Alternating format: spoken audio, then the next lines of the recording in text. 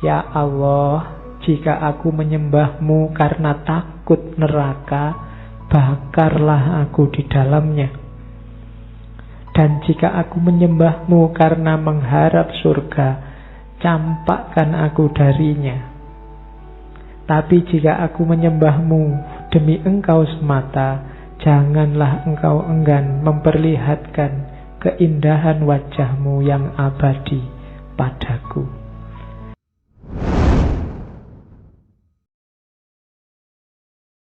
Jadi nggak sempat tidur.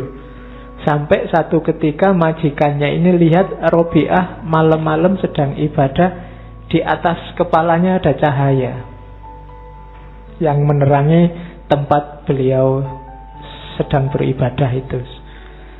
Dari situ terus majikannya kaget, merasa bahwa Robiah ini orang istimewa. Kemudian dimerdekakan, dibebaskan. Dimulailah fase baru kehidupan Robiah. Setelah dia dibebaskan, dia pulang kampung. Ada yang bilang sebelum pulang kampung, Robiah kerja dulu jadi seniman. Robiah ini dikenal pinter menyanyi, pinter main seruling. Tapi itu tidak lama. Nanti kemudian pulang ke kampung, uzlah juhud, dan nanti dikenal sebagai sufi besar. Itu Robiah. Jadi rujukannya Sufi Basroh zaman itu. Jadi sering sufi-sufi itu berkunjung ke Robiah, minta petunjuk, minta fatwa. Itu posisinya Robiah di mata para sufi. Itu sekilas riwayat hidupnya. Tidak usah tanya karomah-karomahnya. Banyak. Kamu baca buku sendiri ya. Cerita-ceritanya banyak. Satu ketika dia sama Hasan Basri, sama-sama dari Basroh, sedang ngobrol. Tiba-tiba Hasan Basri, Robiah, sholat yuk. Terus Hasan Basri ini ingin pamer bahwa dia juga punya karomah. Ngambil sajadah, naik ke atas air sungai, terus sajadahnya digelar di sungai. Sholat di atas itu. Tapi Robiah ketawa aja. Hasan Basri, kalau kamu mau pamer nanggung, gini aja. Terus Robiah melemparkan sajadahnya ke udara. Ayo kita sholat di atas saja, sekalian biar orang lihat sak kota. Ya. Terus Robiah bilang, apa kayak gini nih mbok anggap istimewa? Kalau sekedar bisa jalan di air, ikan juga bisa. Terbang kayak gini nih, burung sama lalat juga bisa. Tidak ada istimewanya. Yang istimewa adalah istiqomah kita di jalannya Allah. Itu salah satu cerita karomahnya. Yang lain-lain banyak. Yang di buku-buku banyak diceritakan, misalnya pencuri. Ada pencuri itu masuk ke rumahnya Robiah.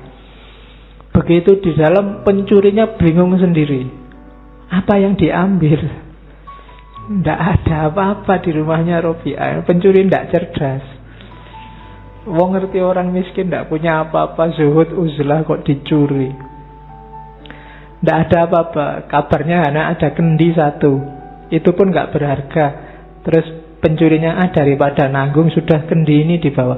Begitu kendinya diangkat, dia mau keluar, pintunya hilang. Dia nyari pintunya tidak ada. Kendinya dikembalikan lagi, pintunya kelihatan. Terus, itu pintunya di situ ya pokoknya. Terus tak ambil lagi kendinya, hilang lagi pintunya. Ya. Itu karomahnya Robiah. Tapi pagi-pagi Robiah ngerti, wah kasihan sekali kamu kesini nggak dapat apa-apa. Yuk tak kasih sesuatu biar pulangnya tidak tangan hampa. Ya, sama Robiah tidak dikasih barang, tapi diajari bermunajat, berdoa pada Allah. Nanti kabarnya maling ini akhirnya jadi salah satu pengikutnya Robiah. Oke, ya alhamdulillah malingnya di rumahnya Robiah. Keluarnya jadi sufi. Nah, iya kan, maling di rumahnya wali kan ya keluarnya jadi wali. Oke, kalau kamu maling di rumahnya orang kaya, keluarnya bonyok kamu dipukuli. Ketahuan.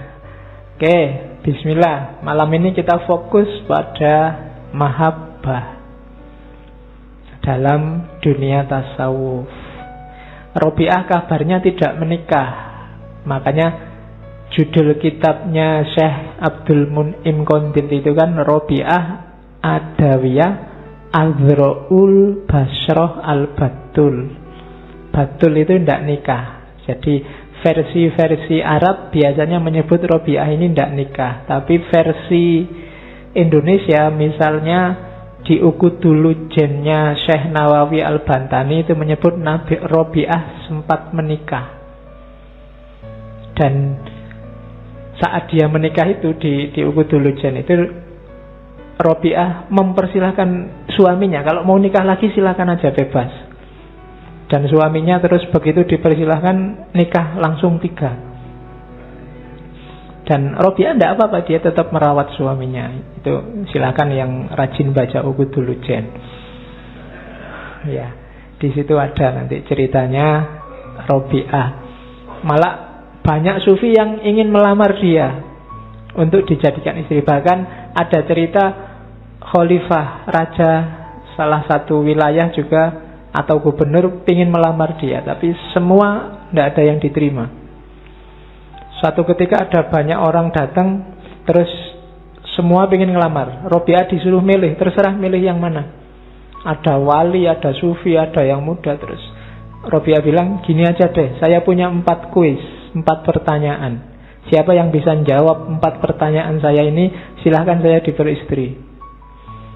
Yang pertama, besok kalau saya meninggal, itu dalam keadaan mukmin atau kafir? Susah jawabnya ya, tidak ada yang bisa jawab. Yang kedua, besok aku kalau ditanya malaikat mungkar nakir, bisa jawab apa enggak? Yang ketiga, besok waktu diberikan buku catatan amal, aku menerimanya pakai tangan kanan apa tangan kiri? Dan yang terakhir, besok waktu di akhirat dikelompokkan manusia jadi 2, ada ashabun nar sama ashabul jannah, aku ada di mana? Ada di grup mana? Oh, itu kan jawabnya susah, itu tidak ada yang bisa. Memang niatnya nolak. Nah, jadi bisa kalian pakai sebagai modus kalau ada yang nembak. Mau nolak, tak kasih 4 pertanyaan. Kalau bisa jawab, menikahi aku. Nah, itu Robi'ah. Ada lagi Hasan Basri. Hasan Basri ini termasuk yang ngebut pingin nikahi Robi'ah. Satu ketika sama Robi'ah dijawab begini, Hasan Basri, Allah itu menciptakan akal berapa bagian? Jawabnya Hasan Basri, 10 bagian. 9 dikasih ke laki-laki, 1 dikasih ke perempuan. Terus Allah menciptakan syahwat berapa bagian? 10 bagian juga. 9 dikasih perempuan, 1 dikasih ke laki-laki. Terus ketawa Robi'ah. Nah gimana kamu? Nafsu 1 dikawal akal 9 aja kamu pontang-panting. Aku nafsuku 9 dikawal dengan akal 1 bagian aja aku kuat. Nah, itu pelecehannya Robi'ah pada Hasan Basri. Ya, dan Hasan Basri akhirnya mundur, tidak jadi, dan sampai meninggal Robi'ah dikenal tidak menikah. Kalau meninggal, jadi waktu Robi'ah mau meninggal itu kan sahabat-sahabatnya sufi pada datang, tapi sama Robi'ah diusir, jangan kesini semua itu loh, para malaikat yang mau datang jadinya nggak bisa lewat, jadi semua disuruh keluar dari kamarnya. Terus beliau meninggal sendiri dalam usia 80 tahun. Lahir 714 Masehi, meninggal 796 80-82. Oke, bismillah, kita lihat apa tawaran mahabbah dari Robi'ah. Sebelum ke sana kita cek sebentar. Dalam dunia tasawuf, mahabbah ini sering dijadikan makom puncak, makom paling tinggi oleh beberapa sufi. Bagi yang mau nengok, ada 2 kitab sufi yang bisa kita akses hari ini yang terkenal, tulisannya Al-Kalabadi sama Syekh Qushairi. Jadi seorang sufi itu memulai perjalanannya dari taubat dan akhirnya adalah mahabbah. Berarti orang yang sudah mencapai makom mahabbah itu punya semua kualitas sebelumnya. Mereka sudah tobat, setelah tobat terus zuhud, setelah itu sabar, setelah itu fakir. Fakir itu tidak butuh apa-apa selain Allah. Setelah itu tawadhu, merendahkan diri, tidak sombong. Baru khauf, baru takwa, baru terus ikhlas. Setelah ikhlas syukur, setelah syukur tawakal, di atas tawakal ada ridho, terus yakin, baru unskorp. Unskorp itu dekat sekali sama Allah. Uns itu artinya jinak, jadi dirinya sudah terjinakkan sehingga dekat sama Allah. Dan kalau sudah begitu, bisa masuk ke makom selanjutnya, mahabbah. Jadi tidak sederhana untuk jadi seorang sufi. Saya tidak tahu, setiap makom itu bisa bertahun-tahun. Dan dari setiap makom biasanya nanti ada akhwal. Kalau Al-Qushairi lebih panjang. Ada tobat, setelah taubat mujahadah, setelah itu kholwat, setelah itu uzlah, setelah itu takwa, baru warok, terus zuhud, terus khauf, setelah khauf rojak, setelah rojak qanaah, setelah itu tawakal, setelah itu syukur, baru sabar, terus muraqabah, terus ridho, terus ikhlas, zikir, fakir, mahabbah. Dan puncaknya mahabbah itu syauk. Syauk itu ya kerinduan yang dalam pada Allah. Jadi sebenarnya jadi satu. Kalau sudah mahabbah ya pasti dia mengalami syauk. Itu Al-Qushairi. Jadi dalam dunia tasawuf, mahabbah derajatnya tinggi, makomnya tinggi. Ada yang bilang syauk itu akhwal. Kalau kita nyampe di makom mahabbah, kita akan dianugerahi oleh Allah syauk, kerinduan yang senantiasa pada Allah. Ini makom. Dan ya pelan-pelan, step by step, tidak usah kemaruk. Bagi yang mau jadi sufi, direntet satu-satu, dihatamkan dulu per bab. Setelah tobat, mujahadah. Setelah mujahadah baru kholwat, uzlah. Terus takwa, terus warok, terus step by step. Kadang-kadang kan kita kemaruk. Kemaruk itu saya sekaligus semuanya, Pak. Saya yo tobat, yo ikhlas, yo takwa. Situ alamat besok bubar mesti. Ya, jadi harus pelan-pelan, yang sabar. Ya, karena menghatamkan satu aja bisa bertahun-tahun. Tobat aja kan ya tidak sederhana. Ya tiap hari kita maunya si tobat, habis sholat istighfar, tapi kan itu belum tobat. Masih mohon ampun pada Allah. Bisa ya, bisa enggak, bisa diterima, bisa enggak. Jadi belum masuk ke level makom taubat. Nanti ada syaratnya sendiri, ada rukunnya sendiri. Yang jelas Robiah menambahkan variabel utama yang itu ada di puncaknya dalam tradisi tasawuf. Oke, pelan-pelan. Jenisnya ini saya ambil dari Abu Nasr As-Sarraj. Jenisnya mahabbah yang puncak itu ada 3. Ada orang awam, ada orang siddiq, ada orang arif. Cirinya beda-beda. Makomnya semakin ke bawah semakin tinggi. Kalau orang awam itu jatuh cinta level pertama. Jatuh cinta level pertama itu selalu teringat batinnya, selalu teringat Allah, mulutnya selalu menyebut nama Allah. Dan merasa Allah di hadapannya, terus dialog terus sama Allah. Ya Allah, kok gini ya nasib saya. Ya Allah, kok selalu ya Allah. Dan batinnya juga selalu teringat Allah. Itu awam. Awamnya aja sudah begitu. Di atas itu ada orang siddiq. Kalau siddiq, kalau di awam itu aku ada, Allah ada, terus saling berinteraksi.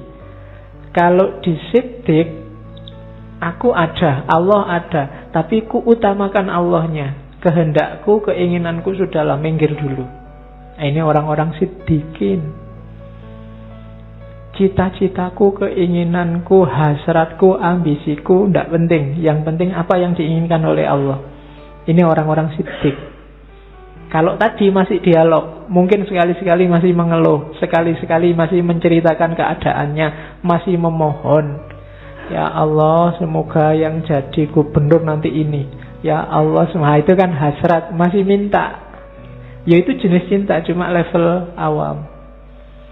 Di atas itu, keinginanku tidak penting lagi. Yang penting keinginannya Allah.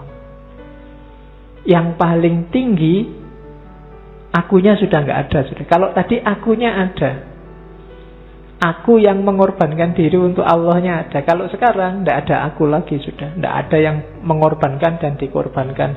Semua yang ada hanya Allah. Ini levelnya arifin. Ada yang namanya arifin, orang-orang arif. Kalau dalam Islam, dunia tasawuf, alim yang jadi ulama dengan arif yang jadi urofa itu beda maksudnya. Kalau alim itu biasanya konotasinya ke ilmu yang bisa dikejar, ilmu husuli. Kalau arif itu biasanya irfan, ilmu-ilmu laduni.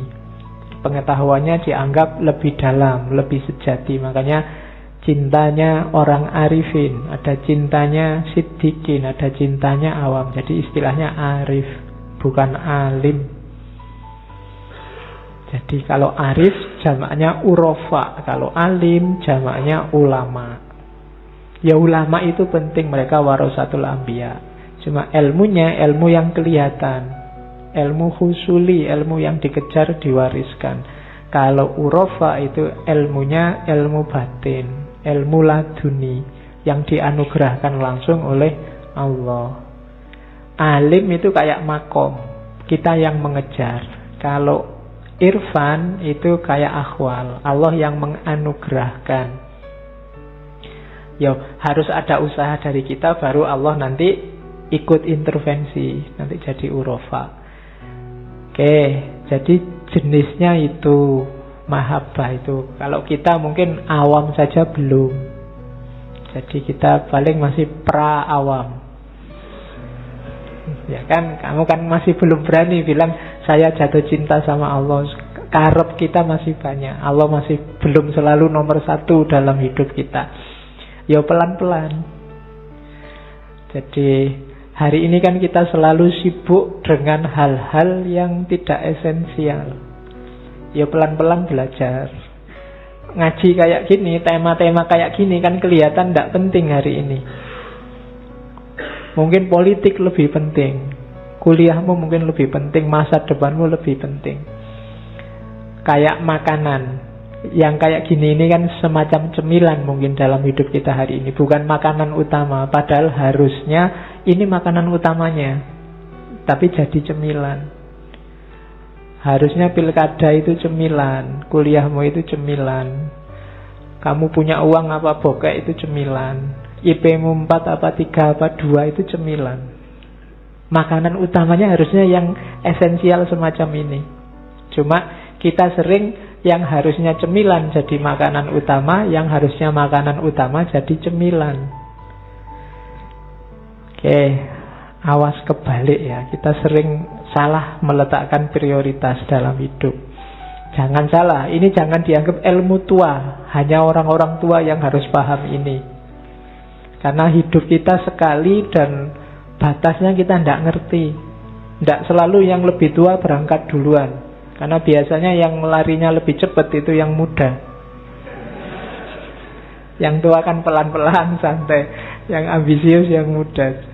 Nah, yang lebih cepat itu kan bahan bakarnya bisa lebih cepat habis. Jadi selalu kembali ke yang esensial. Hati-hati dengan yang sampingan pinggiran. Jangan ketipu. Jangan hidup mati untuk cemilan. Hidup matinya harus untuk yang utama. Oke. Terus kalau dalam tasawuf ada istilah-istilah, saya perkenalkan sebentar saja. Istilah-istilah untuk cinta, sifatnya berjenjang. Ini sebenarnya nggak cuma untuk ilahiyah, tapi memang awalnya teori ini dibikin untuk cinta ilahiyah. Yang pertama al-ilaqah. Al-ilaqah itu fase cinta paling awal, ketika seseorang merasa terikat, merasa tergantung. Kalau objeknya Allah, ya merasa tergantung sama Allah. Fasenya berarti al-ilaqah. Fase awal ketika kamu jatuh cinta, ketika wajahnya selalu terbayang, mau tidur ingat kamu, mau makan ingat kamu. Al-ilaqah. Lebih dalam lagi al-iradah. Al-iradah ini lebih dari ilaqah, sudah mulai hanya engkau yang aku inginkan. Iradah itu kan keinginan. Itu level lebih dalam. Ada lagi yang ketiga, lebih dalam lagi, namanya as-sobabah.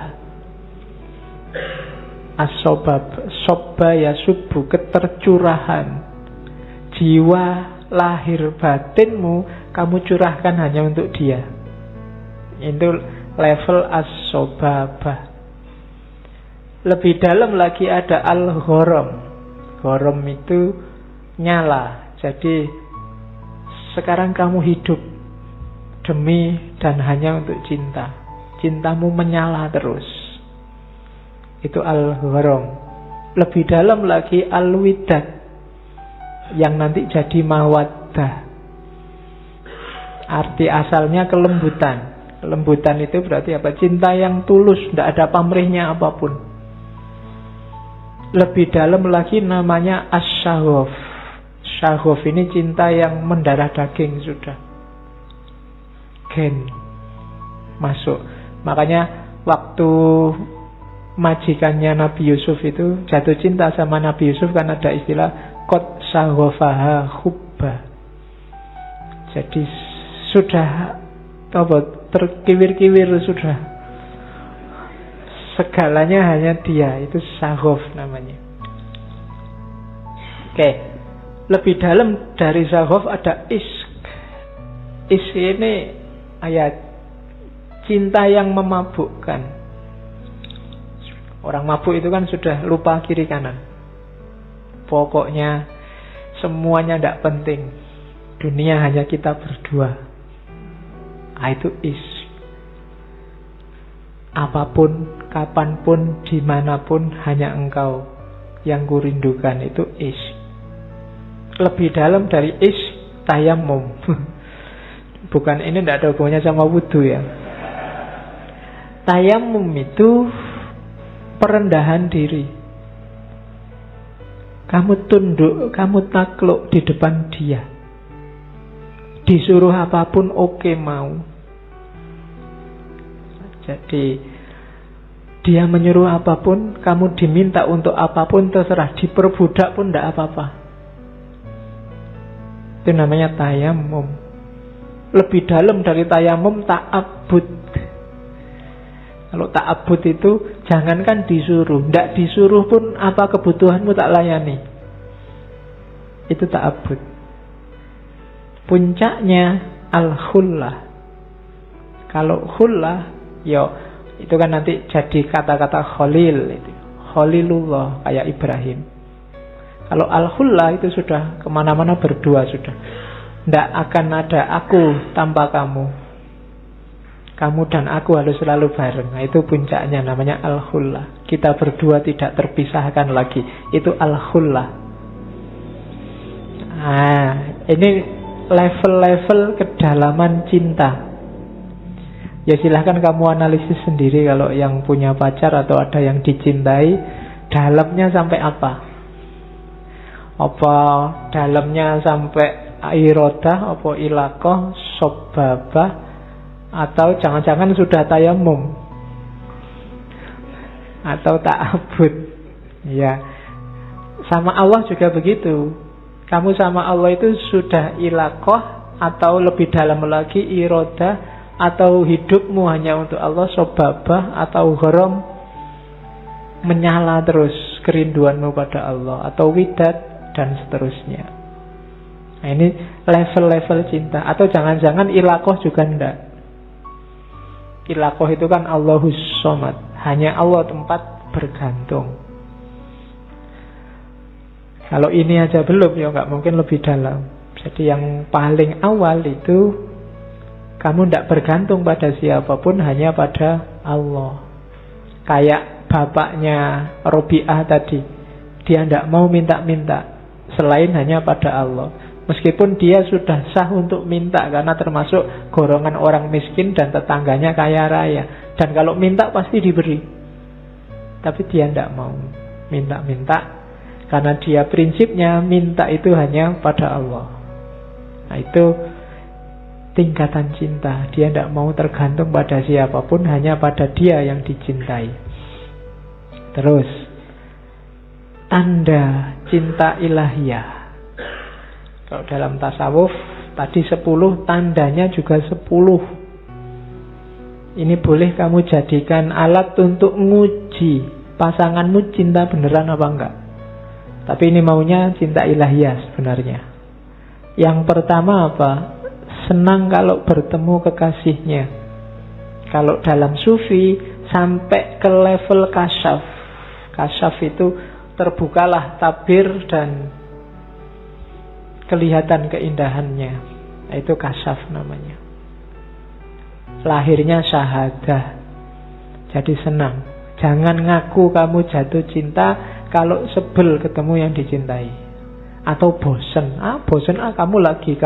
Ya mesti bukan cinta itu. Apa yang lain tidak ada selain kamu, itu berarti tidak cinta. Ya. Sama temen ya tidak harus pacar sih. Temen juga begitu. Kalau kamu bosen sama temenmu, bosen ketemu kamu lagi, mbok yang lain yang lebih seger. Nah, itu berarti belum masuk mahabbah. Cinta itu seneng untuk ketemu, bahkan cari-cari alasan biar ketemu terus. Itu nggak ada apa-apa aja nyari-nyari. Kamu butuh ini nggak? Tak antar mau nggak? Tak anu mau nggak? Ya. Padahal nggak minta diantar itu, ditawar-tawari. Itu berarti ada kemungkinan mahabbah. Terus mengutamakan apa yang dicintai Allah atas apa yang dicintainya. Itu kalau objeknya Allah, kehendak Allah duluan. Jadi kalau sama orang misalnya, kamu tidak mikir kamu suka baju warna apa, tapi pacarmu sukanya kamu pakai baju warna apa. Jadi itu mendahulukan yang dicintai daripada dirimu sendiri. Itu tanda-tanda cinta. Jadi Allah sukanya gimana? Kamu malam sih sukanya tidur, tapi Allah suka loh kalau hambanya bangun sepertiga malam terakhir dan kamu bela-belain bangun. HP-nya kamu alarm. Begitu alarm bunyi kamu bangun, dimatiin lagi tidur. Ya. Ya kan Allah nyuruh bangun malam toh Pak. Ya enggak cuma bangun. Ya. Jadi kehendak Allah. Makanya kan ada cerita sufi itu, suatu ketika naik kapal di laut, ada badai. Semua orang panik kecuali sufi ini, tenang, tidak kacau. Waktu mbok sampai orang-orang marah, sampai ini sufi mbok berdoa biar badainya reda. Katanya sufi ini, loh kalau Allah menghendaki ada badai ya biar aja. Emangnya kehendakku sama kehendaknya Allah menang siapa? Ya tetap menang kehendaknya Allah. Ya kita terima aja, tidak apa-apa. Mati kan sudah waktunya. Sakit ya berobat, kan gitu aja toh. Biar aja Allah menakdirkan apa. Ya nanti ceritanya justru karena kepasrahan ini, terus yang lain juga ikut pasrah, akhirnya badainya reda. Karena Allah juga tidak tega kan, orang sudah wah sayang sekali padaku, ya aku juga sayang padamu. Badainya reda.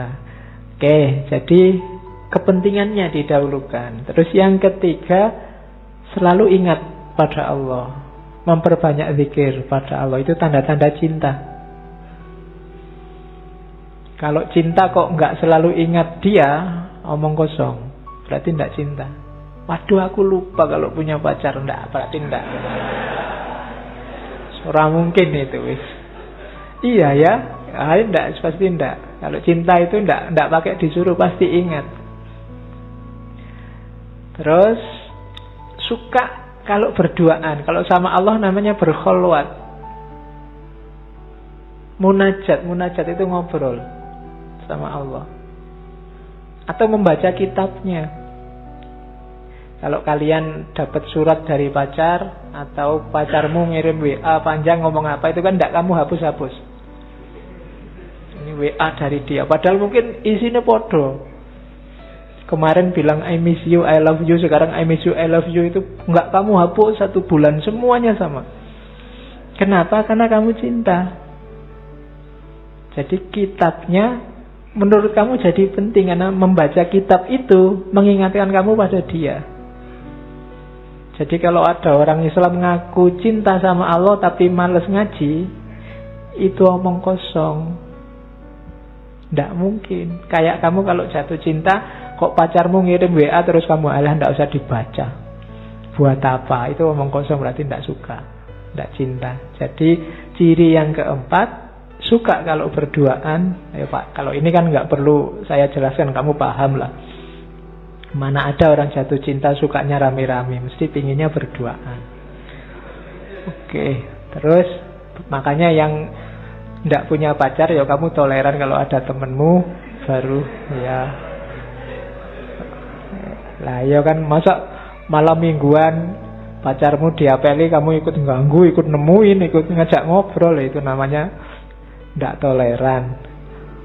Oke, mesti ingin berdua, ya. Dan agama kan wanti-wanti, kalau bukan kholwat sama Allah loh ya, kalau laki-laki perempuan berdua, yang ketiga setan. Jadi kalau kamu ganggu temenmu pacaran, nah kamu jadi setannya. Oke, terus yang kelima, tidak menyesal kehilangan apapun asal Allah masih ada. Tidak menyesal berkorban apapun asal Allah ridho. Itu ciri yang kelima. Jadi pacar itu tidak perhitungan. Kalau kamu pacaran kok pas gegeran terus pacarmu bilang, coba diinget-inget, bulan ini aku sudah habis 25.000, traktir kamu saja. Nah itu enggak. Kalau masih apal sampai jumlahnya detail, itu belum cinta, masih negosiasi, masih dagang. Iya, masih belum. Kok masih ingat, masih ngungkit-ngungkit, habis bensin berapa aku? Wah, wis enggak. Itu belum cinta. Masih ngitung apa yang hilang. Orang jatuh cinta itu enggak menyesal kehilangan apapun asal masih bersama dengan yang dicintai. Yang keenam, menikmati ketaatan, tidak merasa berat atau keberatan. Yang dicintai ingin apapun, memerintahkan apapun, dijalani dengan senang. Bahkan tidak cuma senang, ditambah-tambahi. Pacarnya minta jemput jam 7, setengah 7 sudah ditunggu di depan kos-kosan. Itu karena ada cinta di situ. Allah nyuruhnya cuma 5 waktu wis yang wajib, yang sunnah monggo ditambahi sekuatnya. Kamu tambahi sebanyak-banyaknya, ndak berat, ndak keberatan. Itu namanya cinta, ndak nawar. Kalau ndak cinta, jangankan itu, yang wajib-wajib aja kamu sambat. Pagi-pagi enak-enaknya tidur, disuruh sholat subuh. Nah, kamu berarti keberatan. Disuruh subuh jam 4:30, kamu subuhnya jam 7. Itu berarti keberatan, kamu nggak care sama yang kamu cintai. Kalau sudah jam 7 kan malaikatnya sudah ganti, bukan malaikat subuh lagi. Bukunya sudah disetorkan ke sana, catatanmu nggak masuk sudah. Ya. Oke, yo besok jangan jam 7 lagi, 6:30 lah. Kayak kan ada peningkatan sedikit. Terus yang ketujuh, bersikap lembut dan sayang pada semua makhluknya Allah. Orang yang cinta pada Allah tidak mungkin benci pada makhluknya Allah siapapun itu. Kenapa? Karena makhluknya Allah ciptaannya Allah semua. Orang kayak hasil karyanya pacarmu, tindakannya pacarmu, itu kan kamu tidak berani menjelek-jelekkan, apalagi tidak suka kalau nggak pengen diputus. Ya kan? Dicintai juga. Gitu loh. Jadi kalau kamu merasa cinta pada Allah kok membenci makhluknya, itu hati-hati, jangan sampai diputus oleh Allah. Karena ya Allah menciptakan dengan segala karakter dan gayanya, itu kan sesuai kekuasaannya. Terus yang ke-8, ada takut, ada berharap. Kalau cinta tidak ada khauf, tidak ada roja, biasanya tidak utama dan tidak sempurna. Kamu pacaran kan juga takut diputus, takut pacarmu marah, takut diselingkuhi, takut dan seterusnya. Juga berharap, banyak sekali harapannya. Ya kan, pingin gini, pingin gitu, syukur-syukur besok bisa nikah dan seterusnya. Jadi ada harapan. Jadi berharap sama Allah tapi juga ada takutnya. Ini dua kombinasi yang dua-duanya harus ada. Ya jangan takut saja tanpa harapan, atau berharap saja tanpa takut. Takut tanpa harapan itu nanti hasilnya putus asa. Harapan saja tanpa takut hasilnya sakarepe dhewe. Maka dua-duanya harus imbang. Yang ke-9, biasanya orang jatuh cinta itu cenderung tidak pamer. Tidak memamerkan cinta sebagai wujud pengagungan, pemuliaan. Kalau masih pamer, itu biasanya belum mendalam. Masih pingin dipuji orang, wah cakepnya pacarmu, mesti gitu. Yang disembunyikan yang pacarnya jelek-jelek mesti. Kok kamu punya pacar tidak pernah ditampilkan di Facebooknya? Itu perlu kamu tanyakan, jangan-jangan kamu dianggap jelek oleh pacarmu. Tapi cirinya memang cinta yang sejati itu hanya untukku, tidak untuk yang lain. Kamu milikku saja loh ya, orang lain jangan sampai tahu. Makanya tidak pamer-pamer. Orang cinta itu ada kecenderungan serakah. Allahku saja, jangan diganggu gugat. Biasanya itu alamat kamu benar jatuh cinta. Kalau ada orang bisa akrab sekali sama Allah, bisa dekat sekali sama Allah, kamu iri. Aku nggak bisa sedekat itu ya. Itu sebenarnya ada benih cinta di hatimu sama Allah. Kalau enggak ya berarti enggak. Kalau ada orang bisa sedalam itu sama Allah, bisa sampai nangis-nangis sedalam itu, kamu ala biasa aja, enggak lebay. Oh ya berarti kamu enggak ada rasa sama Allah. Orang cinta itu biasanya cemburu kalau ada yang lain akrab sama yang dicintai. Makanya ciri yang ke-9 cenderung disembunyikan. Biar apa? Biar milikku saja. Jadi banggalah, kebalikannya yang tadi ya. Kalau ada pacarmu gak cerita-cerita, kalau sudah pacaran itu husnudzonlah, sebenarnya dia ingin kamu jadi miliknya saja. Ya suudzonnya tadi, jangan-jangan aku dianggap jelek. Oke, terus yang terakhir, cirinya cinta adalah senang dan ridho pada yang dicintai. Meridhoi Allah. Ini yang teorinya agak panjang kan, meridhoi Allah itu. Kalau Allah ridho pada kita itu cenderung lebih mudah karena Allah Maha Penyayang. Kita yang sering tidak ridho pada Allah. Kita sering komplain, sering tidak terima, sering kok gini ya Allah, Indonesia ini kok gini ya, itu mengeluh namanya. Tidak ridho pada ketetapannya Allah. Kok bisa ya orang itu menang? Wong sudah kita demo bolak-balik loh. Iya. Gimana orang sekian juta berdoa? Allah ini gimana sih? Itu kamu berarti tidak ridho pada ketetapannya Allah. Orang yang cinta itu ditetapkan apapun oleh yang dicintai, oke, tidak masalah. Itu tanda-tanda cinta. Itulah bagian-bagian dari bab, kalau dalam tasawuf namanya bab mahabbah. Ya silahkan nanti dijelajahi sendiri. Cuma ini untuk mengantarkan ke Robi'ah. Awalnya dari Robi'ah nanti berkembang jadi teori semacam yang kita jelaskan tadi. Oke, bismillah. Sekarang baru kita mulai Robi'ah Al-Adawiyah. Jadi Robi'ah ini nanti dia tidak pernah bikin teori yang komprehensif. Para ulama dan sufi yang lain yang mengutip-ngutip syair dan kalimat-kalimatnya Robi'ah. Jadi biasanya modelnya dialog. Sufi tertentu mengunjungi Robi'ah, kemudian mendiskusikan masalah tertentu. Dari situ nanti lahir teori-teori, konsep-konsep yang secara umum konotasinya adalah mahabbah.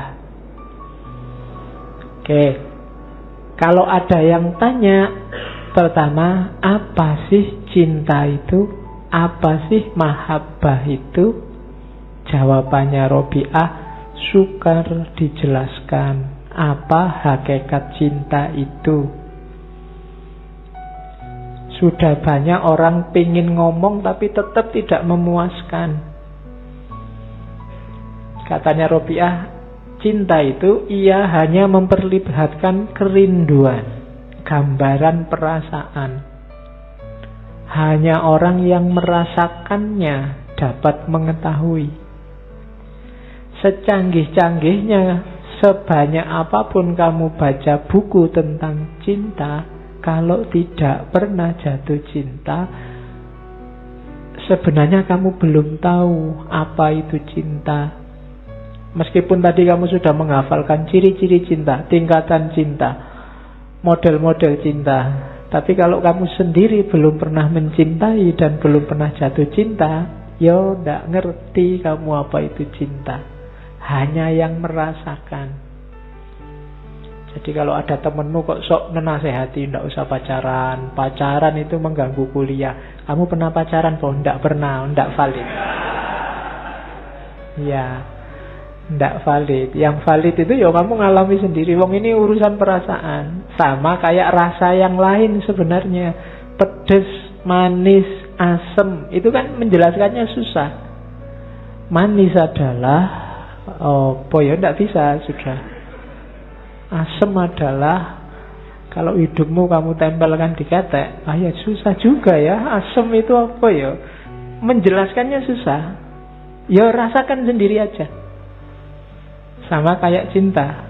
Apalagi cinta ketuhanan, katanya Robi'ah. Kenapa? Bagaimana mungkin engkau dapat menggambarkan sesuatu yang engkau sendiri bagai telah hilang dari hadapannya, walaupun wujudnya masih ada. Ketika kamu jatuh cinta, kamu ini ada, tapi sebenarnya sudah tidak ada. Hilang, ditelan oleh yang kamu cintai. Kalau kamu sebenarnya nggak cuma sama Allah, sama duit, sama jabatan, sama itu juga begitu. Kamu masih ada sih, tapi karena kamu tergila-gila jabatan, sebenarnya kamu sudah tidak ada. Yang ada tinggal jabatanmu. Kalau kamu cinta uang, orang Jawa menyebutnya moto duiten, itu seolah-olah kamu masih ada, tapi sebenarnya kamu tidak ada. Yang ada cuma duit aja. Kamunya sendiri hilang, ditelan oleh cintamu pada uang, sehingga pikiranmu, perasaanmu, orientasinya selalu pada uang. Dan tidak bisa dijelaskan. Wong kamu sendiri sudah hilang. Siapa yang mau menjelaskan? Kalau cinta ketuhanan dan karena hatimu yang gembira, lidahmu bungkam. Orang yang gembira, orang yang seneng, atau kebalikannya orang yang sumpek, orang yang sedang gundah, itu kan susah ngomongnya. Suweneng sama sumpek itu sama-sama susah. Cinta juga begitu. Cinta yang sedalam mungkin itu ngomongnya susah. Benci juga begitu. Kalau kamu bencinya sudah dalam itu ngomong aja susah. Kalau masih bisa ngomong, masih bisa cerita, masih belum sebenarnya. Tapi kalau sudah memang sangat dalam, kalau kamu mangkel sama orang kan, kan cuma gitu aja kamu. Menceritakannya susah. Sama kayak kamu suka sama orang. Disuruh menceritakan, gimana sih? Sedalam apa sih cintamu? Gimana ya? Pokoknya dalam lah Pak, susah pokoknya. Sehingga kadang-kadang dipakai metafor-metafor. Sedalam lautan, setinggi gunung, macam-macam. Gunung pun kudaki, lautan ku seberangi. Itu kan metafor. Kenapa? Susah dijelaskan. Jadi tidak usah ada pertanyaan apa itu cinta. Jalani saja. Itu maunya Robiah ketika ditanya. Ya kalau gitu ciri-cirinya deh.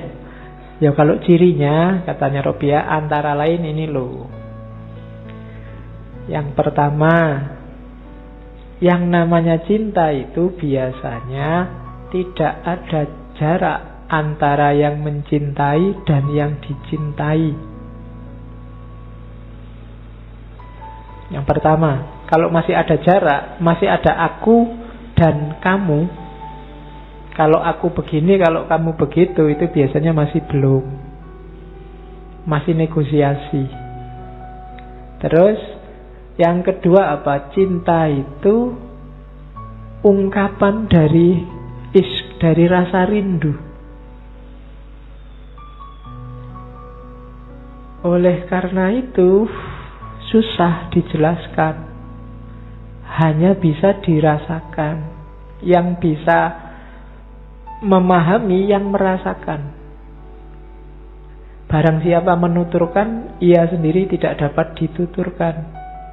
Sama kayak tadi, bagaimana engkau menuturkan sedangkan engkau sendiri lenyap di hadapannya, lebur dengan wujudnya, sirna karena menyaksikannya.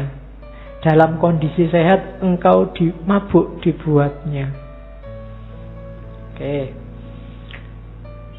Dengan memusatkan perhatian kepadanya engkau jadi mantap. Dengan bersenang-senang dengannya engkau jadi sedih. Kebalikannya ya. Semakin dalam cintamu, biasanya semakin kamu sedih, khawatir berpisah. Ya kan? Dalamnya cinta itu biasanya bikin kamu gelisah terus. Jangan-jangan nanti tidak jadi ini, jangan-jangan nanti, ya selalu begitu. Terus rasa takut membentengi lisan untuk bicara, rasa bingung menahan hati untuk mengungkapkan, rasa cemburu mendinding mata untuk melihat, rasa kebesaran mengikat akal untuk mengaku. Tiada dalam cinta selain kebesaran yang langgeng, kebingungan yang melekat, hati yang rindu, rahasia yang tertutup, badan yang terasa sakit dan tidak aman. Cinta dengan segala keunggulannya telah menguasai hati. Jadi hakikatnya cinta itu tidak bisa dijelaskan. Isinya paradok-paradok. Isinya antara kemantapan dan kebingungan, antara kegembiraan dan kesedihan, antara jasmani dan rohani. Susah dijelaskan pokoknya. Hakikatnya itu. Maka semakin banyak orang ngomong tentang cinta, sebenarnya dia belum tahu hakikatnya cinta. Jadi kamu tidak perlu capek-capek nulis buku cinta tebel-tebel atau baca buku cinta tebel-tebel. Tidak ada gunanya. Karena cinta itu, kayak katanya Gibran, telah cukup untuk cinta. Rasakan saja.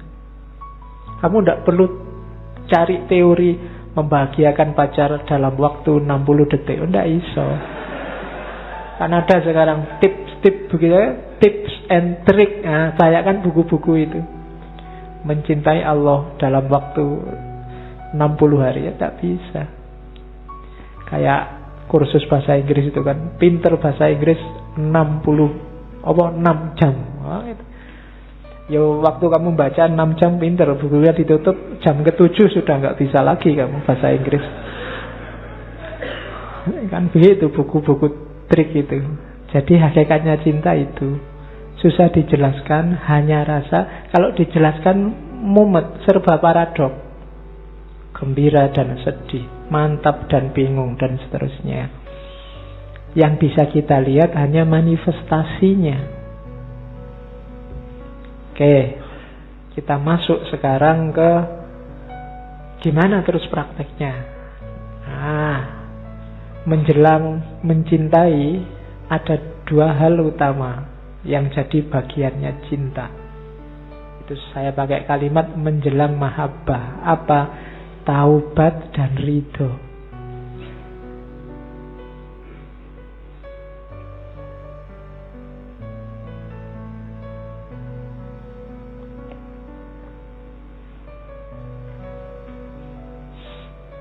Jadi tidak mungkin kita bisa cinta pada Allah kalau kita bermaksiat, melanggar perintahnya Allah secara sengaja. Kalau kita masih melakukan hal yang dibenci oleh Allah dan kita sadar itu dibenci, berarti kita belum cinta. Kalau Allah tidak suka kita maki-maki orang, dan kita sadar kalau kita itu maki-maki orang yang tidak disukai oleh Allah, berarti relasi kita sama Allah belum cinta. Kayak tadi di makomat sufi, yang paling awal yang harus kita lakukan adalah taubat. Saya bilang tadi kita selama ini masih baru istighfar, belum taubat. Yo, nanti di banyak kitab termasuk kitabnya Ghazali disebutkan syarat dan rukunnya taubat. Tapi Robiah punya pandangan sendiri. Taubatmu diterima atau tidak itu sebenarnya awalnya dari Allah. Keinginanmu untuk bertaubat itu awalnya adalah keinginannya Allah, bukan keinginanmu. Itu yang bikin kadang-kadang ya kamu habis sholat sih tiap hari astagfirullahaladzim, tapi ya keluar masjid ya kembali lagi ke asal. Itu karena memang Allah belum menghendaki kamu tobat beneran. Jadi tobat itu sejenis hidayah, katanya Robiah. Jadi kalau Allah membukakan pintu taubat, kalian akan tergerak untuk bertobat. Maka bersyukurlah kalian kalau kamu tergerak untuk bertaubat. Berarti Allah sedang peduli sama kalian. Kalau Allah tidak menghendaki, ya kamu tidak akan memasuki pintu taubat itu. Mungkin kamu merasa benar terus, merasa baik terus. Itu berarti Allah sedang tidak mau kalian mendapatkan ampunannya, memasuki pintu taubat. Jadi ada orang tanya pada Robiah, kira-kira aku ini kan maksiatnya banyak, kalau aku tobat diampuni tidak oleh Allah? Katanya Robiah, kebalik. Kalau Allah berkenan membukakan pintu taubat, kamu akan taubat diampuni. Tapi kalau Allah nggak membukakan pintu taubat, Allah nggak akan mengampuni. Jadi taubat itu pasti diterima, Allah Maha Pengampun. Tapi untuk melahirkan kesadaran saya ingin tobat, itu kuncinya lagi-lagi di Allah, bukan dalam diri kalian. Maka bersyukurlah yang tergerak dan sadar untuk bertobat. Berarti Allah masih sayang pada kalian. Jadi ada kan orang yang janjane ya wis jelas bolak-balik salah, tapi kok merasa benar terus. Berarti memang Allah belum membukakan pintu taubat. Membukakan pintu taubat itu bukan kamu yang mengetuk pintu terus Allah yang buka pintu, tapi Allah yang menggerakkan hatimu untuk mengetuk pintu. Jadi jawabannya Robiah, enggak, pertanyaanmu salah. Jadi bukan kalau aku bertobat apa Allah menerima. Kalau Allah mengizinkanmu bertobat, maka kamu akan tobat dan pasti Allah menerima. Oke, jadi taubat itu pertama-tama hidayah Allah. Maka mintalah Allah hidayah biar kamu bertaubat beneran. Selama ini kan kita taubatnya masih kadang iya kadang tidak. Kalau waktunya sadar istighfar sampai nangis-nangis. Tapi kalau waktu kumat, ya kembali lagi ke asalnya. Nah itu namanya masih belum serius. Kalau pas kepepet, alah Pak nanti tobat lagi kan hilang Pak. Ya berarti memang belum tobat. Allah belum menggerakkan hatimu untuk tobat. Oke, jadi syaratnya untuk bisa mencintai ya memang membersihkan diri. Jalur pertama tobat. Jalur kedua apa? Ridho. Ridho kayak tadi ya. Ridho itu bukan kamu minta Allah meridhoi. Kalau ini kebalikannya tobat. Kalau tobat, mintalah Allah akan menggerakkan hatimu bertobat. Kalau ridho, jangan minta Allah meridhoimu. Allah itu sangat sayang padamu, pasti meridhoimu. Tapi engkaulah yang ridhoilah Allah dengan segala ketetapannya. Jadi ini teorinya dibalik-balik oleh Robi'ah. Kita kan biasanya mari kita minta ridhonya Allah. Semoga Allah meridhoi kita. Itu gampang. Sekarang kita balik. Mari kita meridhoi Allah. Tidak berani ya kamu bilang gitu. Tapi maunya Robi'ah begitu. Mari kita meridhoi Allah itu apa artinya? Apapun yang terjadi, apapun yang sekarang berlangsung, kita ikhlas, kita rela, kita terima. Wong ini semua dari Allah. Itu namanya meridhoi Allah. Jadi doanya bukan semoga Allah meridhoi kita. Kalau itu pasti. Tapi semoga kita bisa meridhoi Allah. Kita bisa rela dengan semua ketetapannya Allah. Kita tidak komplain. Kita tidak terima dengan keputusannya Allah. Kita tidak merasa galau dengan segala ketetapannya Allah. Nah, itu namanya ridho pada Allah. Radhiyallahu anhum wa radu anhu. Jadi Allah meridhoi mereka dan mereka juga ridho pada ketetapannya Allah. Nah, ini teori kedua. Jadi kita selama ini konsepnya agak terbalik. Kita merasa tobat itu dari kita, kalau ridho dari Allah. Kalau di Robi'ah kebalikannya, tobat itu dari Allah, kalau ridho dari kita. Nah, cuma ini harus dijelaskan agak panjang. Kamu jangan nanti khutbah Jumat tiba-tiba ngomong ini. Tidak dijelaskan asal-usulnya. Jadi maksudnya tobat itu dari Allah. Kalau Allah menggerakkan hati kita untuk bertobat, kita akan tobat dan pasti diterima oleh Allah. Kita meridhai Allah itu berarti kita rela dengan semua ketetapannya Allah tanpa komplain, tanpa mengeluh. Oke, jadi sebelum mahabbah dua hal ini harus ada. Menjelang mahabbah. Oke, kalau ini sudah ada, kita tumbuhkan rasa cinta. Masih menjelang mahabbah apa? Seraplah segala yang mungkin membuatmu jatuh cinta sama Allah. Nanti ini kalau di Ghazali lebih jelas. Kalau di Ghazali kan di Ihya itu bilang, apa sih yang membuat kamu jatuh cinta? Kalau kamu bilang, yang cantik-cantik Pak, yang maha cantik itu Allah. Jadi harusnya yang paling kamu cintai Allah. Saya suka dengan yang baik-baik Pak. Loh, yang maha baik, paling baik di alam semesta ini Allah. Siapa lagi kalau bukan Allah yang paling baik? Harusnya kamu jatuh cinta sama Allah. Saya mungkin perempuan, saya suka yang maco-maco Pak, yang kuat Pak. Loh, yang paling kuat dan kuasa itu Allah.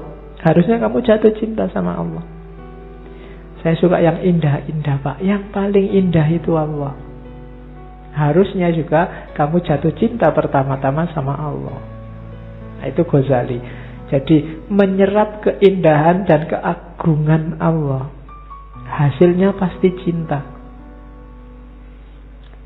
Kalau di Robi'ah kan ada syairnya.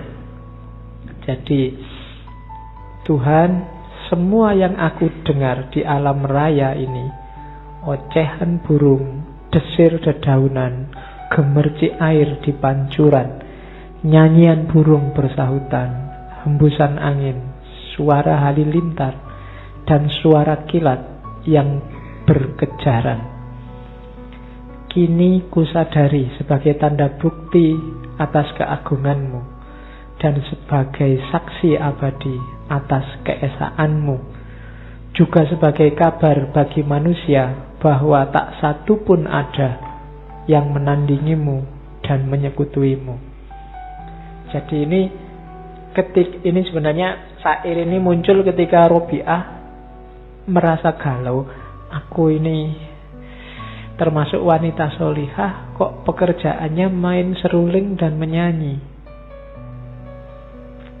Jangan-jangan Allah tidak suka ini. Tapi setelah dia mendengarkan alam semesta, melihat keindahan alam, dia sadar bahwa ternyata bunyi-bunyian, termasuk segala keindahan yang lain, itu justru menunjukkan keberadaan Allah. Mulailah dia jatuh cinta sama Allah. Serulingnya ditinggalkan, nyanyinya ditinggalkan. Bukan karena seruling dan nyanyi mungkin menurut dia sesat, tapi karena dia mulai jatuh cinta sama Allah. Kalau sekedar suara, kan diam dia. Alam semesta ini isinya penuh dengan suara. Kalau suara seruling itu dianggap sesat, berarti semua suara yang lain juga bisa. Ada suara halilintar, suara burung ngoceh, kalau suara itu sesat.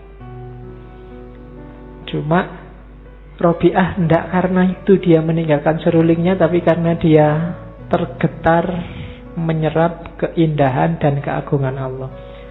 Kalian yang belum bisa menangkap keindahan dan keagungannya Allah, susah untuk jatuh cinta sama Allah. Tadi saya bilang, yang paling baik kan Allah, yang paling indah kan Allah. Tapi kan karena pikiran kita selama ini terbiasa indah dan baik itu yang fisik dan materi, untuk jatuh cinta pada Allah yang tidak fisik dan materi itu agak susah. Kamu lebih suka jejer artis yang seksi, yang wow, daripada Allah yang susah membayangkan bentuknya, karena kamu terbiasa materi. Harusnya kalau kita sejak kecil tidak dibiasakan hanya menyerap yang materi-materi, kita lebih mudah untuk mengagumi kuasa Allah dan jatuh cinta sama Allah. Ya mulai latihan. Kalau di sufi kan ada latihan melihat kehadiran Allah dalam segala sesuatu. Oke, menjelang yang kedua, kemampuan kedua. Terus yang ketiga, ini syairnya yang paling terkenal. Mencintai Allah itu 2 dimensi. Itu kan kalau Arabnya dulu saya apal karena skripsiku tentang cinta. Uhibbuka hubbaini, hubbal hawa wa hubban li'annaka ahlun lidzaka. Fa ammal ladzi hubbal hawa fa syughli bi dzikrika amman siwaka. Wa ammal ladzi hubban bi annaka ahlun lahu fakashfuka liyal hajbu hatta aroka. Sudah lama hafalannya. Zaman saya S1 tahun berapa itu ya? 98. Jadi katanya Robiah, aku mencintaimu dengan 2 cinta. Bukan 2 cinta, itu cintanya jumlahnya 2, tapi cintanya 2 dimensi. Dimensi pertama apa? Cinta karena diriku. Yang kedua, cinta karena dirimu. Cinta karena diriku itu apa? Ya karena aku selalu sibuk mengingatmu. Kalau cinta karena dirimu, karena engkau menyambut cintaku, kemudian mengungkapkan dirimu sehingga aku bisa melihatmu. Itu berarti aku dan engkau sama-sama dalam cinta yang satu. Jadi cinta kita ini 2 dimensi katanya Robiah. Karena aku dan karenamu. Dari sisi aku, Aku menuju dirimu lewat kesibukanku mengingatmu, dan engkau menunjukkan dirimu padaku. Nah, cuma selanjutnya, baik untuk ini maupun untuk itu, pujian bukanlah bagiku. Bagimulah pujian untuk semua itu. Jadi, apakah ini aku yang mengingatmu selalu atau engkau yang membukakan dirimu padaku? Ini semuanya skenariomu dari dirimu. Jadi yang layak dipuji, kalau ini baik, itu hanya engkau, bukan aku. Kalau aku sekarang jatuh cinta padamu, ini semua jasamu, bukan jasaku. Beda dengan kita cinta sama lawan jenis, kita cinta sama orang tua. Itu kan aktornya kita. Tapi dalam cinta ketuhanan ini, hanya Allah yang ada. Jadi pujian hanya layak bagi Allah. Yang layak dipuji itu hanya engkau, bukan aku. Itu. Jadi cinta itu melibatkan dua dimensi. Dimensi aku yang mencintai dan engkau yang dicintai. Cuma dua dimensi ini sebenarnya hakikatnya skenario dari engkau yang dicintai, yaitu Allah. Maka yang layak dipuji hanya engkau ya Allah, bukan aku. Jadi maksudnya Robiah, aku tidak akan membangga-banggakan bahwa ini loh aku sufi, mencintai Allah. Kalau berdoa nangis-nangis, jamaah aku nangis kabeh kalau dengerin aku doa. Tidak begitu. Yang layak dipuji hanya engkau dalam kisah cinta ini, bukan aku. Nah, itu maksudnya Robiah dengan dua dimensi cinta. Terus, nah, manusia katanya Robiah, kenapa sih harus masuk ke Allah lewat cinta? Karena hanya lewat jalur cintalah kita bisa membuka hijab yang merintangi kita sama Allah. Jadi katanya Robiah, Allah menutup hati makhluknya dengan hijab yang halus. Para ulama terhalang karena keluasan ilmunya. Para zahid terhijab karena amalnya. Dan para hukama tak mampu menembus karena kehalusan hikmahnya. Jadi kesibukan dunia kita itu adalah ujian dari Allah, yang menghijab kita justru dari Allah. Jadi Allah menguji cinta kita padanya itu dengan hijab-hijab ini. Sehingga kadang-kadang kita terlena oleh hijab-hijab ini. Pandangan kita tentang Allah terhalangi. Kita ngerti tentang Allah dari ilmu kita. Akhirnya kita dalam tanda petik menyembah ilmu kita. Kita memahami Allah dari buku-buku filsafat. Kemudian kita konsepkan Allah sesuai filsafat kita. Dan konsep itulah yang kita sembah. Kita tidak merasakan Allah, tapi kita mempertuhankan konsep kita tentang Allah. Itu yang dikritik oleh Robiah. Itulah hijab. Kita harus menghilangkan hijab-hijab ini. Kita rasakan langsung Allah. Kan sering ya teman-teman mengkritik, jangan-jangan yang kita sembah bukan Allah, tapi konsep kita tentang Allah. Mungkin memang begitu resepnya Robiah. Maka jangan berhenti di konsep. Alami dan rasakanlah Allah dalam hidupmu. Para ulama sering terhijab oleh ini, oleh ilmunya. Orang-orang zahid kadang terhijab oleh amalnya. Fokusnya hanya pada sholat malamnya, loh saya ngaji tiap hari, loh saya. Fokusnya ke situ. Seolah-olah kalau sudah itu sudah selesai.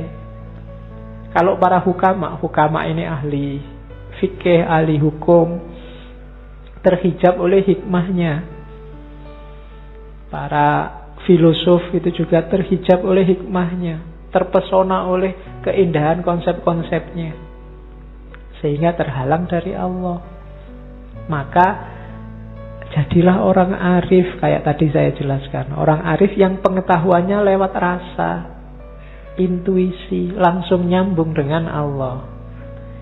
Kalau kita langsung nyambung sama Allah, nanti Allah akan menempatkan kita dalam cahaya cintanya. Relasinya namanya mahabbah.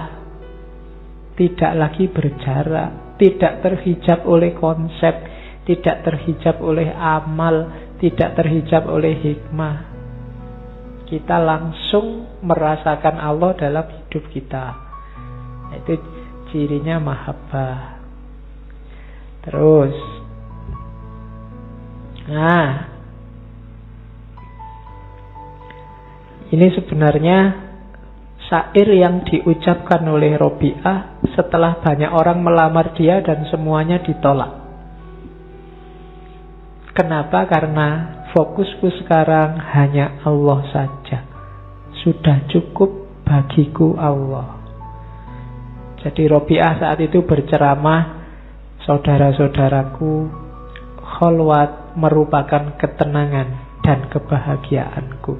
Aku ini merasa puncak, merasa bahagia luar biasa dalam kholwat. Mohon maaf, sudah tidak menerima lowongan suami lagi. Iya, jadi aku sudah asik sama Allah.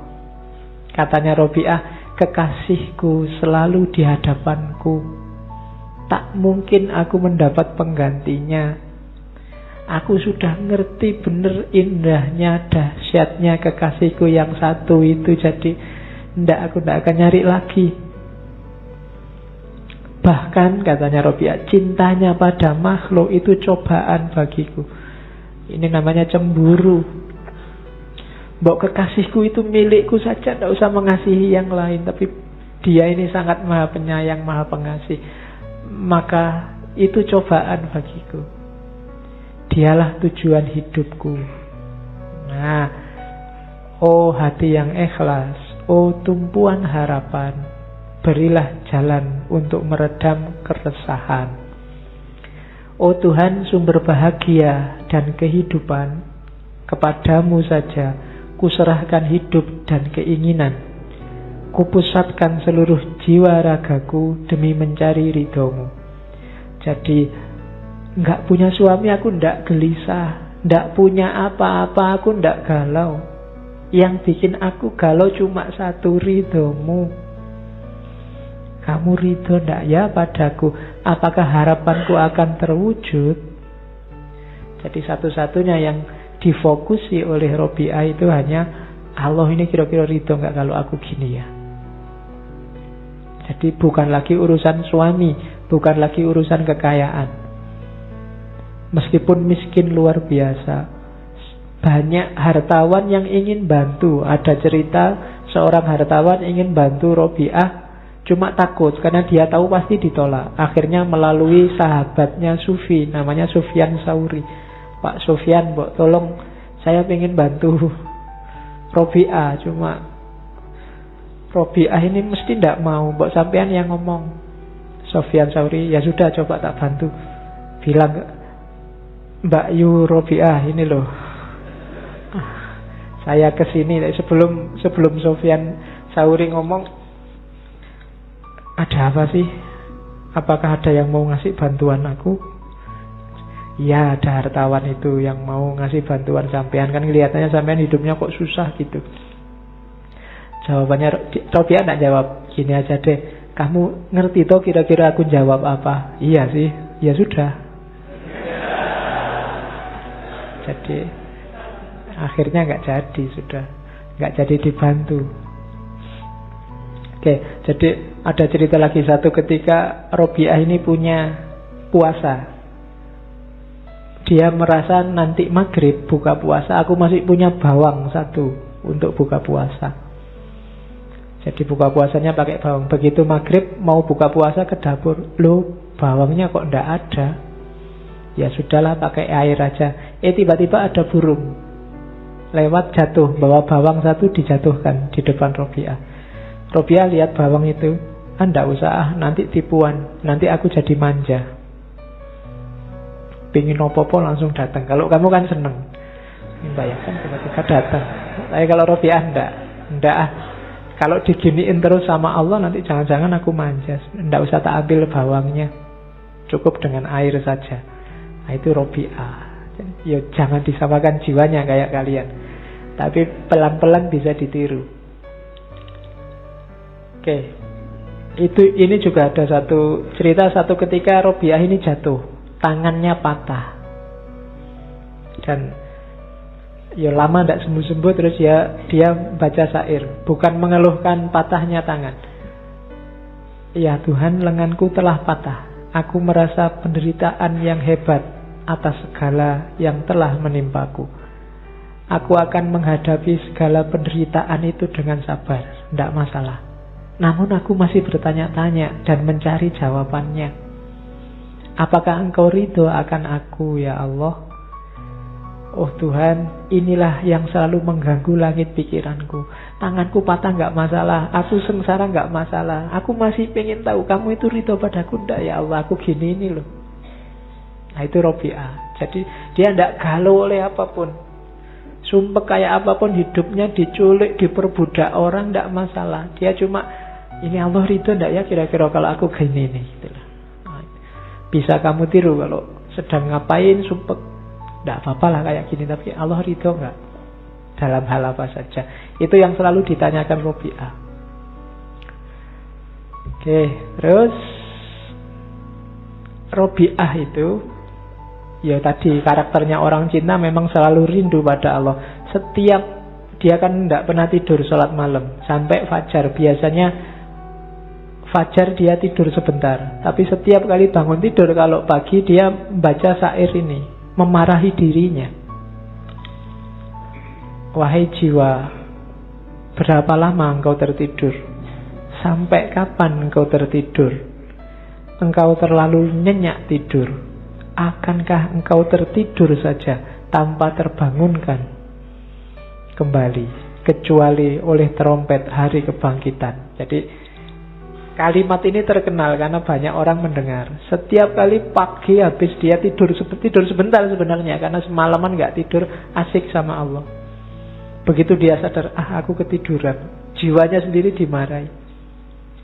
Kamu itu kok senengane tidur toh ya, mbok ndak tidur asik terus sama Allah kan enak. Itu jadi cara Robi'ah mendidik dirinya. Kalau kita kan enggak. Ya enggak usah dikasih contoh. Jauh ya, tidak apa-apa. Ini salah satu contoh jiwa yang benar-benar jatuh cinta sama Allah. Ini lagi, itu syair malam dan syair pagi yang terkenal dari setiap malam. Ketika malam mau datang, biasanya syair ini dia. Wahai Tuhanku, tenggelamkanlah aku dalam mencintaimu, sehingga aku tidak lagi membuangkanmu. Ya Robbi, bintang di langit telah gemerlapan, mata telah bertiduran, pintu-pintu istana telah terkunci, dan setiap pecinta telah menyendiri dengan yang dicintainya. Namun inilah aku berada di hadiratmu. Jadi sebelum memulai aktivitas malam hari, asik sama Allah biasanya ini. Ya Allah, bintang sudah muncul, bulan sudah muncul, pintu-pintu telah tertutup, para pecinta sudah sama pasangannya sendiri-sendiri, dan inilah aku di depan pintumu. Jadi Robi'ah yang datang apel sama Allah tiap malam, waktu semua orang tidur. Dan ini dilakukan setiap malam. Jadi asik sama Allah, biar aja yang lain sama yang dicintainya masing-masing, biar aja semua pintu tertutup, pokoknya hanya Engkau yang aku inginkan, yang aku rindukan. Setelah semalaman begitu, terus pagi hari, syair ini yang dia baca. Tuhanku, malam telah berlalu dan siang segera menampakkan diri. Aku gelisah, apakah amalanku Engkau terima hingga aku merasa bahagia, ataukah Engkau tolak sehingga aku merasa gelisah? Demi kemahakuasaanmu inilah yang akan aku lakukan selama engkau memberi aku hidup. Sekiranya engkau usir aku dari depan pintumu, aku tak akan pergi, karena cintamu telah memenuhi hatiku. Jadi kalau pagi dia bermunajat sama Allah, ya Allah, malam sudah selesai, sekarang siang telah datang. Amalanku semalaman tadi engkau terima apa enggak ya? Tapi aku akan selalu begini, aku akan selalu di depan pintumu. Kamu bukakan pintu apa enggak, aku akan ada di sini. Kamu sambut atau tidak, aku akan ada di sini. Karena aku sudah terlanjur jatuh cinta denganmu. Nah, itu Robi'ah. Jadi 24 jam hidupnya hanya untuk Allah. Kerinduan yang tiada henti pada Allah. Terus, ya ini syair yang lain. Ku jadikan engkau teman bercakap dalam hatiku.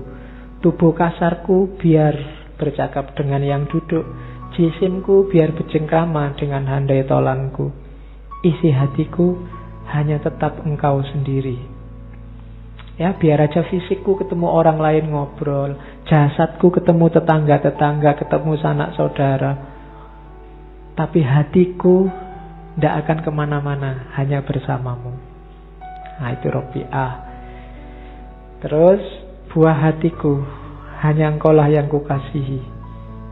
Ampunilah para pendosa yang datang ke hadiratmu. Dia tidak mendoakan dirinya, mendoakan selain dirinya. Kalau ada orang berdosa datang kepadamu, ampuni saja. Tapi aku tidak akan mohon ampun, karena engkaulah harapanku, kebahagiaan dan kesenanganku. Hatiku telah enggan mencintai selain dari dirimu. Jadi engkau marah padaku tidak apa-apa, asal jangan pergi dari aku. Nah, itu Robi'ah sama Allah. Terus, ya kelihatannya kok berat ya. Bisa dicoba, jatuh cintalah sama Allah. Ini yang salah satu yang terkenal. Ya Allah, apapun yang akan engkau karuniakan padaku di dunia ini, berikan pada musuh-musuhmu. Kasih pada orang kafir, orang murtad, orang kurang ajar. Kasih ke mereka. Yang mau kamu kasihkan padaku di dunia. Dan apapun yang engkau karuniakan padaku di akhirat, kasih pada sahabat-sahabatmu, kasih pada para ulama, para wali, orang-orang soleh yang kau cintai. Aku tidak butuh apa-apa, karena engkau sendiri cukuplah bagiku. Nah, itu Robi'ah. Oke, jadi Allah saja yang kuinginkan. Cukup pahala-pahala kasih pada orang yang kau cintai, ya Allah, pada sahabat-sahabatmu. Derajat tinggi, barang duniawi, materi yang mungkin engkau berikan padaku di dunia, kasih pada musuh-musuhmu. Aku tidak butuh itu semua, aku hanya butuh engkau. Itu Allah. Terus karakter selanjutnya adalah tanpa pamrih. Ya Allah, jika aku menyembahmu karena takut neraka, bakarlah aku di dalamnya. Dan jika aku menyembahmu karena mengharap surga, campakkan aku darinya. Tapi jika aku menyembahmu demi engkau semata, janganlah engkau enggan memperlihatkan keindahan wajahmu yang abadi padaku. Jadi bukan surga, bukan neraka, bukan 72 bidadari, bukan itu, bukan istana emas di surga, ndak. Aku ndak butuh itu. Kalau ibadahku, semua yang kulakukan ini untuk itu, kasih kebalikannya. Kalau ibadahku karena takut neraka, masukkan aku ke neraka. Kalau ibadahku karena mengharap surga, jauhkan aku dari surga. Aku tidak butuh itu semua. Yang aku butuhkan hanya engkau.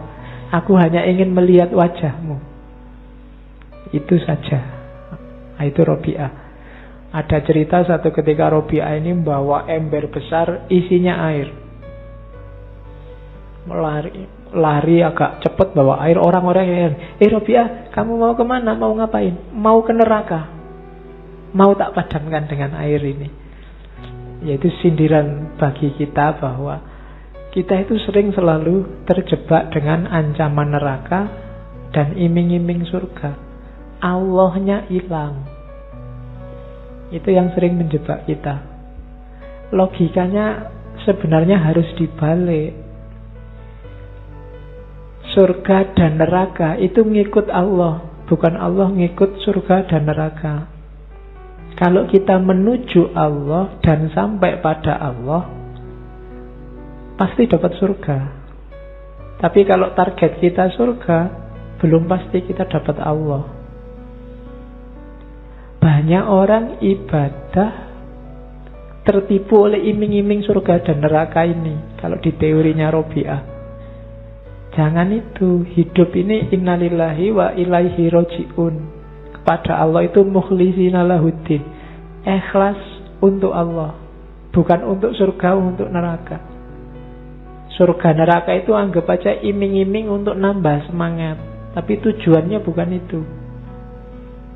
Sama kayak kamu misalnya punya adik kecil, disuruh belajar susah. Akhirnya, sudahlah, kalau mau belajar, besok tak ajak jalan-jalan ke mall. Tujuannya kamu belajar kan pinternya, bukan jalan-jalan di mallnya. Tapi anak kecil ini, yang dia pikir jalan-jalan di mallnya tidak masalah. Tapi kan nanti akhirnya dia pinter. Awalnya surga dan neraka mungkin pakai logika ini. Jadi mungkin dulu orang susah. Zaman Nabi kalau marilah kita menyembah Allah, ikhlas, tidak usah mikir imbalan. Mungkin tidak ada yang mau. Tenang aja, besok di surga dapat rumah gratis.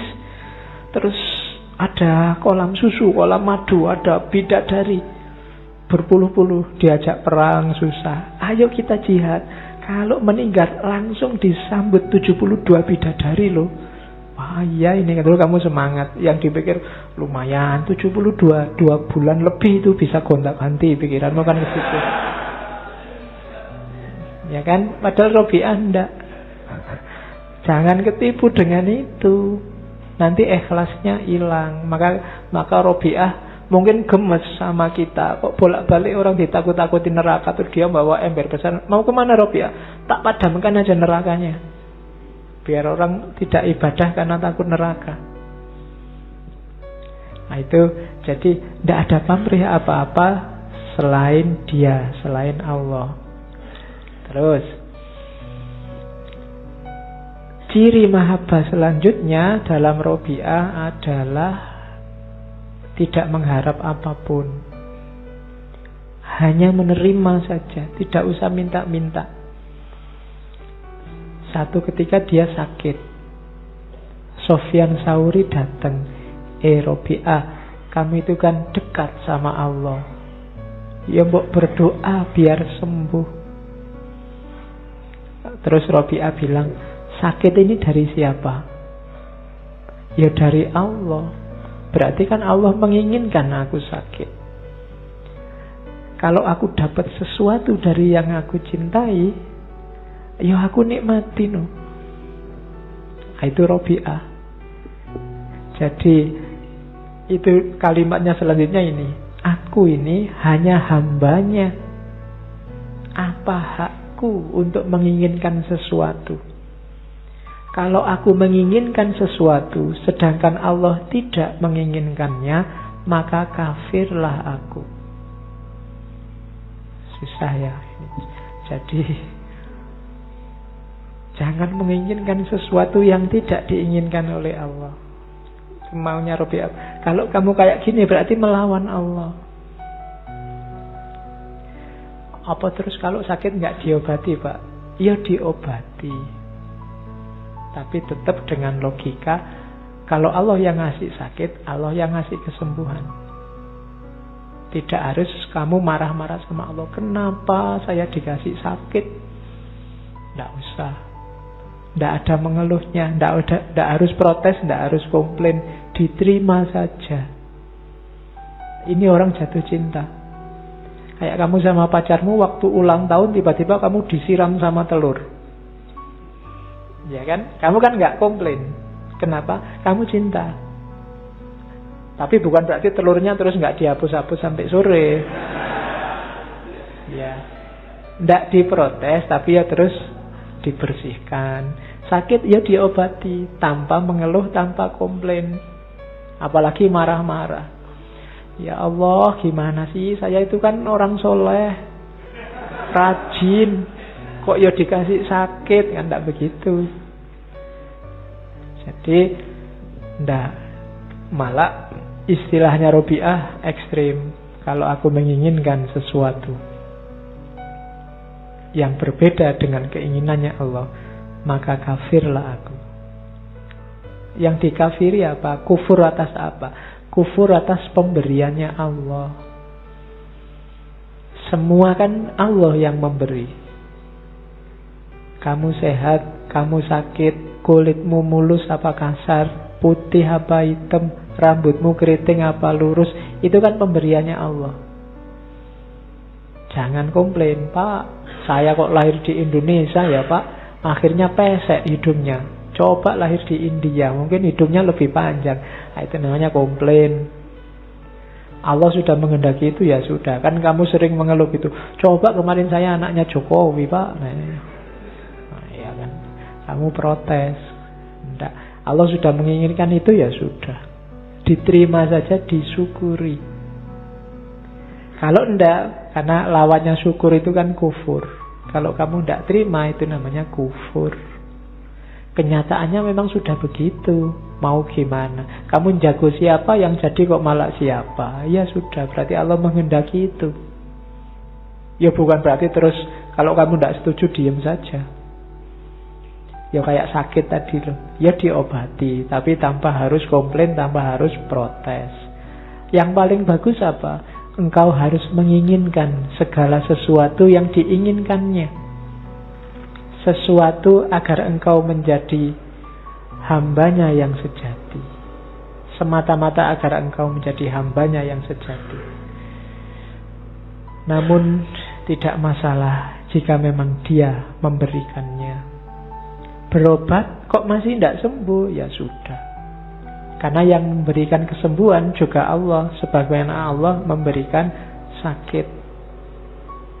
Jadi logika utama seorang pecinta hanya satu, cukup yang dicintai saja. Kalau cinta pada Allah berarti ya cukup Allah saja, tidak masalah. Kehilangan apapun tidak masalah, asal tidak kehilangan Allah. Jadi ada musibah, ada kemalangan apapun dalam hidupmu, terimalah. Satu yang kamu jangan sampai hilang, Allahnya.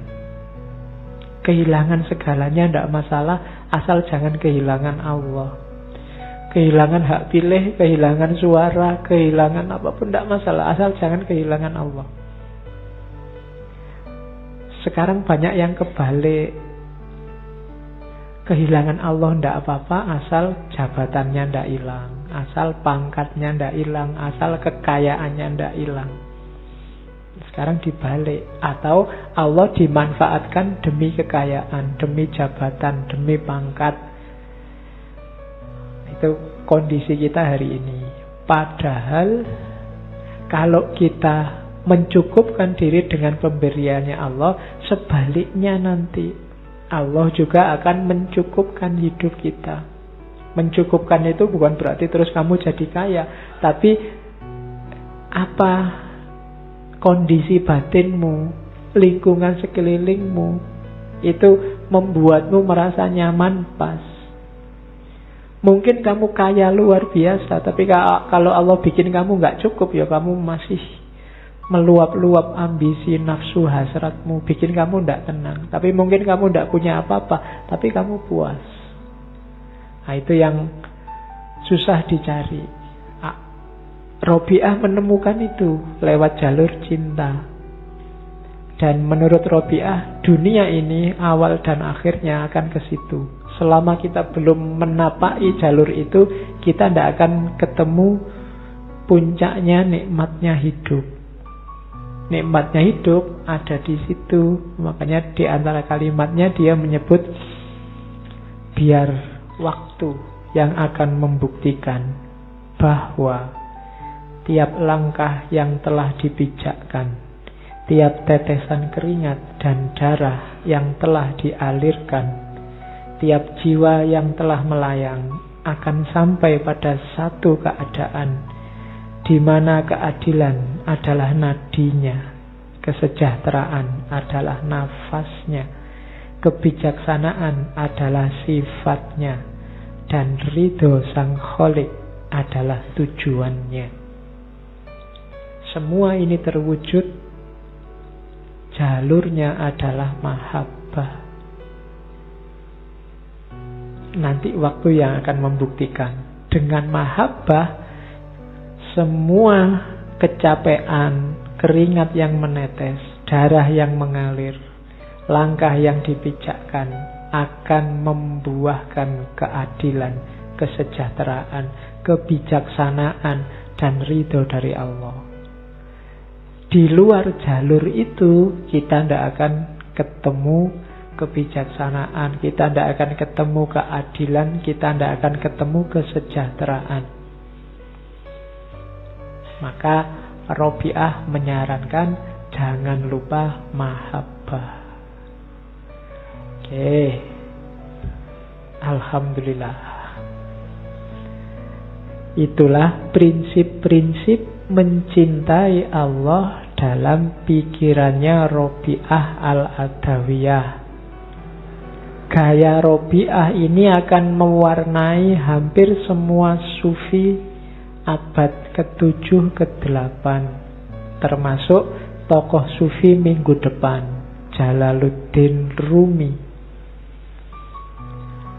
Oke ya, saya kira itu sudah pas jam 10. Kurang lebihnya mohon maaf. Semoga ada yang bisa diambil dari ngaji malam ini. Anggap saja ini semacam benchmark untuk hidup kita. Yo, insya Allah masih berat kalau full kayak Robiah, tapi pelan-pelan diusahakan ke situ. Ya memang kesadaran kita itu kadang naik, kadang turun, kadang jauh, kadang dekat, kadang tinggi, kadang rendah. Tidak masalah, manusiawi. Cuma begitu kita sadar kok kesadaran kita rendah, kesadaran kita turun, cepat-cepat kita kembali lagi. Kayak sholat itu loh, kadang khusyuk, tengah-tengah lupa, tapi begitu sadar kalau ini sholat, kembali lagi cepat. Jiwa itu lama-lama akan terlatih. Tapi kalau kamu sadar kesadaranmu sedang rendah, kamu biarkan saja, ya jiwamu akan terlatih dalam kesadaran rendah. Tapi kalau kamu sadar, wah ini sedang loyo ini, religiusitasnya, spiritualitasnya sedang turun, cepat-cepat kamu kembali. Nanti jiwamu akan terbiasa, akan jadi habit. Kadang-kadang tanpa kamu sengaja, begitu kamu jatuh, jiwamu akan kembali lagi ke atas. Tapi kalau enggak kamu habitkan, enggak kamu biasakan, ya enggak akan naik kesadaranmu. Cirinya itu. Jadi enggak masalah kadang sadar kadang enggak, tapi begitu kamu sadar kesadaranmu jatuh, cepat-cepat kembali lagi. Dan ada satu lagi kunci, hindari segala hal, hindari segala peristiwa, termasuk mungkin orang, termasuk mungkin barang, termasuk apapun itu yang mudah menjatuhkan kesadaranmu. Karena tahap kita masih tahap mujahadah fase awal. Saya bilang tadi masih pra-awam. Kamu sendiri yang ngerti yo. Yang gampang menjatuhkan kesadaranmu itu apa. Kalau teman ya sementara teman yang mudah menjatuhkan kesadaran ini dijauhi. Kalau itu HP, situs tertentu atau apa tertentu, dijauhi. Karena Ya, ini mulai latihan mendidik diri pelan-pelan. Tidak ada gunanya kalian bolak-balik ngaji tasawuf, ngaji sufi, ngaji filsafat, spiritualitas, dan macam-macam kalau tidak ada efeknya dalam hidup kita. Cuma ya tidak mungkin semuanya. Pelan-pelan, sedikit-sedikit. Jangan ambisius. Karena biasanya yang serakah itu jatuh duluan. Pengen jadi wali dulu, sufi dulu, keramatnya besar dulu, ya biasanya jatuh duluan. Itu yang kemarin bikin yang di Probolinggo itu, Dimas Kanjeng itu jatuh. Ya, banyak orang serakah, akhirnya jatuh semua. Jadi pelan-pelan, kayak di sufi tadi loh, makomat itu kan step by step. Satu, naik kelas terus. Nanti Allah yang akan menilai prosesnya. Kalau hasilnya kan tergantung dari Allah, prosesnya dari kita. Oke, saya kira itu, kurang lebihnya mohon maaf. Ketemu lagi dengan Jalaluddin Rumi minggu depan. Wallahul muwafiq, wallahu a'lam bissawab. Wassalamualaikum warahmatullahi wabarakatuh.